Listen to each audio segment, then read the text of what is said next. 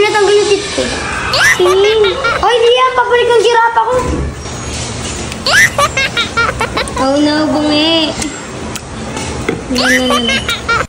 Hello mga mamis, ihahatid na naman nga ulit namin si Kyle dahil gustong-gusto nga daw niyang mag-QE. Buti na nga lang din talaga at tumigil na yung ulan nito kaya naman nahatid talaga namin siya ng daddy niya. Malapit lang naman sa amin to kaya naman nahatid nga kaagad namin si Kyle. Aga nga din talaga yung laro dito kaya naman maya-maya ay makakauwi na din talaga yung si Kyle. Kapag may pasok talaga kasi hindi pwedeng late na umuwi si Kyle ng bahay. Kasi nga mahihirapan na naman talaga siyang bumangon nun sa umaga. Pero kapag wala naman pasok pumapayag nga kami ng daddy niya na uuwi siya 9 or kaya naman 10 ng gabi. Nusunduri naman kasi namin itong si Kyle. Nakadalawang laro nga lang daw siya, kaya naman maya-maya ay sinundo na nga namin siya ng daddy niya. Medyo kanina pa nga daw talaga niya kami iniintay. Paano daw ba naman kasi pagod na nga siya. Akagaling nga lang din kasi talaga ni Kyle nito sa school. Nagpalit na nga din daw siya ng jersey niya para nga hindi siya magkasakit. Dahil ayaw niya nga daw talagang umabsent sa school. Ayaw kasi talaga ni Kyle yung namimiss niya nga yung mga discuss or kaya naman yung mga lectures na mga teacher niya. Yung kinabukasan naman, hinatid na nga namin si Kyle dito sa school nila. Late nga talaga si Kyle ng 10 minutes. Pero si Kyle madalas ayaw na nga talagang magpahatid yan sa room nila. Nung kinatanghalian naman, pumunta nga kami ng daddy nila dito sa room nila. Nagulat kami, paano ba naman kasi nakapusod nga yung buhok ni Kyle? Haba na daw kasi talaga yung buhok niya, kaya naman pinapusod nga niya sa kaklase niyang babae. Nagulat nga si Kyle nung nakita niya nga kami dito ng daddy niya. Lumalapit nga sa akin si Kyle dito dahil pinapakita niya nga sa akin yung ngipin niya dito. Nabungi na nga daw siya at natanggal na nga daw yung umuuga niyang ngipin. Tanong ko nga sa kanya kung saan niya nilagay yung natanggal niyang ngipin. Nago niya nga daw dito sa bag para nga daw ipapakita niya sa akin. Alam kasi talaga ni Kyle na tinatago ko nga yung mga natatanggal niyang ngipin. Dahil yung ngipin kasi ni Kyle wala talagang sira. Dahil itong mga natatanggal na to ay baby teeth lang to. Ang tagal na nga talagang hindi natatanggalan ng ngipin ni Kyle. Siguro nga ay last na nga talaga to. Iba kasi ngipin ni Kyle ay talaga namang permanent na. Buti na nga lang daw talaga at hindi niya to tinapon sa may bubong ng room nila. Ano daw ba naman kasi sabi nga ng kaklase niyang lalaki, itcha nga daw ni Kyle to sa may bubong para nga daw tumubo ka agad. Pero hindi nga daw niya ginawa dahil ipapakita niya nga daw sa akin. Buti na nga lang kako ay hindi niya initcha sa may bubong nila, Diyos ko po. Natatandaan ko nga nung bata ako, sabi pa nga nung iba, ay yun dun daw sa umaagos na tubig. Ay nga yung kapag nagupit ka ng buhok, ay dun mo nga daw ilalagay, Diyos ko po. Alam naman namin na umuuga na talaga yung ngipin ni Kyle. Pero nagulat kami dahil natanggal na nga yun dito pa talaga sa school. Pero okay naman daw at hindi naman daw ganun kasakit. Nagmumug naman daw siya after nun. Tapos itong ang nakaipit kay Kyle, pinatanggal nga sa kanya ng daddy niya, tinulungan ko na nga lang siya dito. Sabi nga ng daddy niya sa kanya ay hindi daw magandang tignan. Pero yung mga kaklase niya ng babae,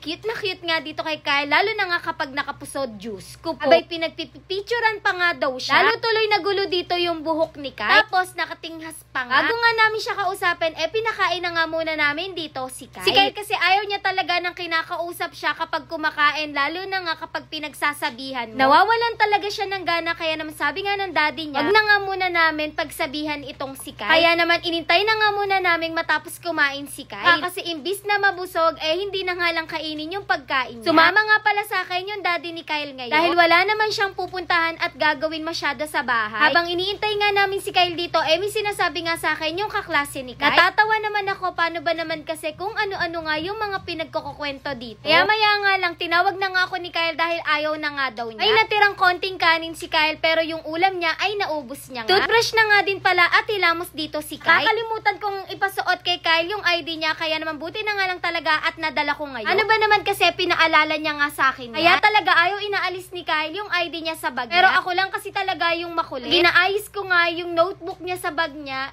inaalis ko na yung ID niya. Naayos ko nga dito sa bahay pero madalas nakakalimutan ko talagang ipasuot sa kanya, Diyos ko po. Nung kinahapunan naman, sinundo na nga namin siya ng daddy niya. Sakto naman, nagche-check na nga lang sila dito sa may tutor nila. Buti na nga lang daw at napaaga kami ng sundo sa kanya at hindi na daw talaga siya mag-iintay. Marami na naman ngang kinukwento sa amin dito si Kyle. Tawang-tawa naman yung daddy ni Kyle dito. Paano ba naman kasi bentang-benta nga talaga yung mga sinasabi ni Kyle sa kanya. Yun lang, thanks for watching. Bye-bye!